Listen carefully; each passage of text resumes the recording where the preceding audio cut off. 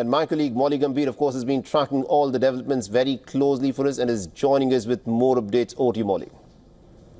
All right, Saleh, look at the way things have panned out since Friday. Now, this has, of course, been a development in West Asia, which is with each passing day looked even more precarious. And at this point, things could be headed in any direction because we have been getting a sense from different quarters about what things have been looking like in terms of the messaging that's been put out by both sides at this point as well. Now, we've been also talking about to what extent the U.S. would want to get involved. How far would the U.S. go? Remember, even as far as Israel's Operation Rising Lion is concerned, there has been so much that's been spoken about America knowing about the operation. But remember, we also know what the U.S. Secretary of State earlier had said. Now, beyond that, look at America's stance and its role and its positioning at this point.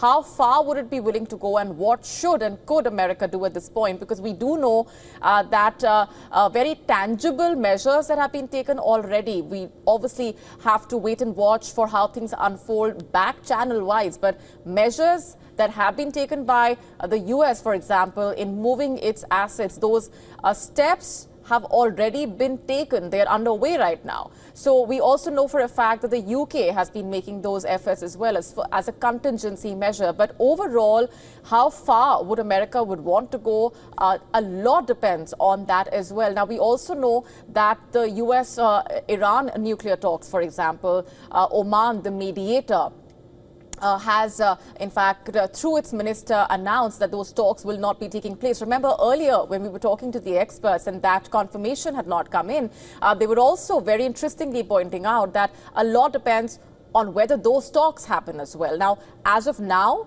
that announcement that came in regarding those US-Iran nuclear talks not taking shape as well is another setback in a way as far as West Asia's dynamics go at this point, because it's a very tense situation given how both sides have been raising the stakes. And in the latest, with this latest Israeli attack on that facility in Iran, things could be headed in any direction. And remember, this is the moment that experts have been pointing would be a dangerous one, because it would have far-reaching implications for the entire region. Whether or not it's a turning point, whether or not it actually permanently changes things for the region remains to be seen. But as of now, these are developments that do carry far-reaching implications and repercussions. Let's also, at this point, get in David Lippman, West Asia analyst, who's with us on the broadcast. Thanks very much for being here. I want to first get in a sense from you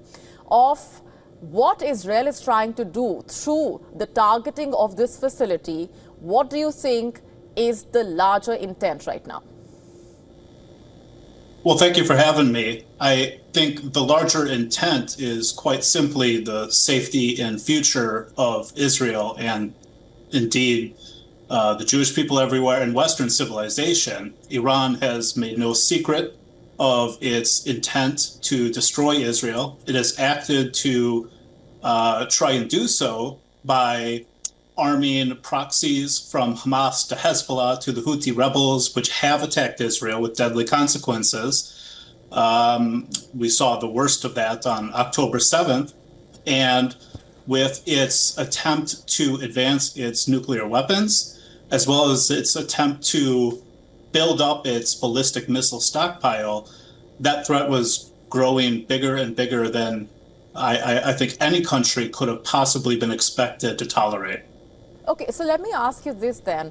At this point, where do you think things could be headed? Because with this latest attack, we are looking at things heading in a dangerous direction. And at the same time, we have to wait and watch for how far the U.S. would be willing to go. What is your take on that?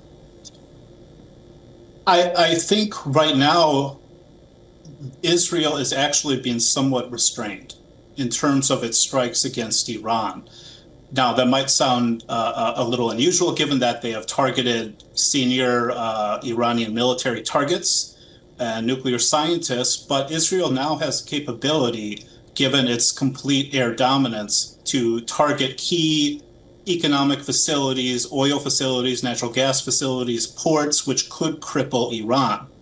I don't think Israel wants to do that unless it has no other choice to bring the regime to its knees and to stop its threats against Israel. I don't perceive the United States, or I don't anticipate the United States becoming any more involved than it has in terms of helping shoot down missiles.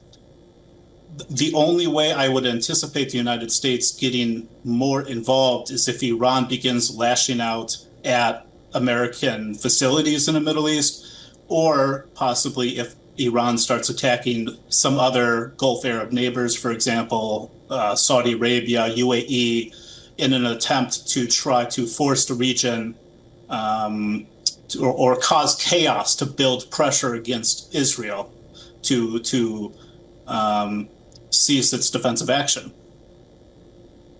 All right, let's also speak of the implications and the symbolism attached, given that this is a step further from the attacks on Friday, because now we have Iran's energy industry being targeted. So just talk us through the implications of that happening.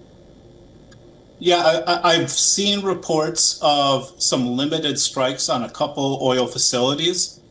I haven't seen the results of the most recent strikes that have occurred in the last hour or two. Of course, it's difficult to know what is true and what is not, given the limited amount of information being allowed to come out of Iran with its limits imposed on internet.